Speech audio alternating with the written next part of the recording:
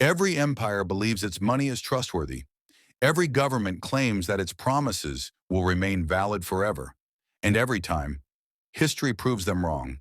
From Rome to France, from the Confederacy to modern Lebanon, people have woken up one morning to face the same reality.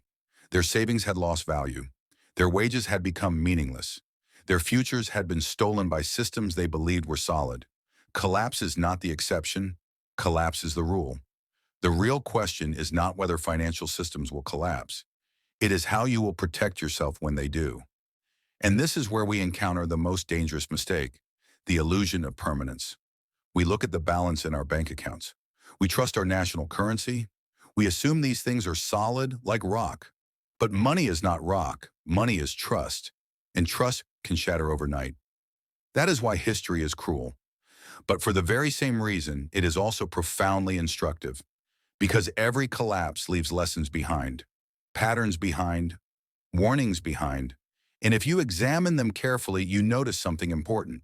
Those who survived these disasters were not the ones who trusted the most. They were the ones who doubted first. Consider the Byzantine Empire. It is usually remembered as the eastern half of Rome that managed to survive for another 1,000 years after the western half collapsed.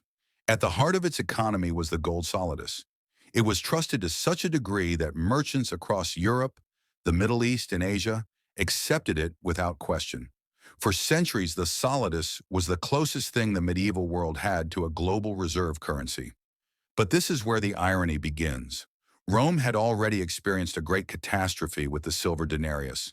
Emperors continuously reduced the silver content of the coin until all that remained was something that looked silver-plated, but was, in reality, almost a tin-like substance. We know the story. We've told it before. But no. Centuries later, Byzantium made the same mistake with gold. The purity of the gold was slowly shaved down. The coins were struck thinner. Cheap alloys were mixed in. At first, no one noticed. Then, trust cracked. The currency that held Mediterranean trade together suddenly became nothing more than a political fiction. The value of the money didn't just fall, its credibility vanished. And with it disappeared the stability the Byzantine economy had enjoyed for centuries. So what survived? Not paper promises, not government decrees. The ones who survived were the merchants who accumulated real gold outside the empire's borders. Those who owned land remained standing. Everyone else watched their money evaporate. Here is the first timeless lesson. Governments cannot resist the temptation to debase money. It does not begin with bad intentions.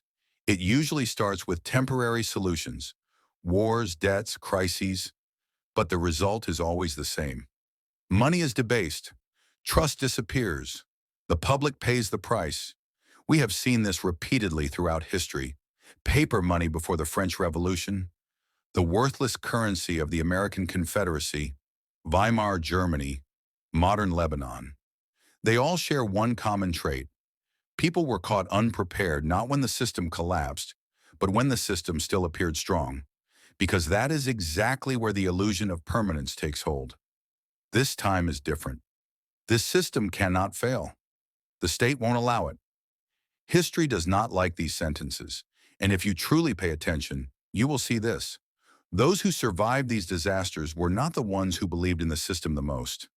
They were the ones who doubted first, who asked questions, who spread risk, who did not tie everything to a single promise. That is why history does not only tell the past, it leaves warnings for the future. Money is not a number, not a piece of paper, not a digital entry on a screen. Money is collective belief, and when belief disappears, nothing remains. And this is where the real question begins. Will there be another collapse? No. The question is, are you ready?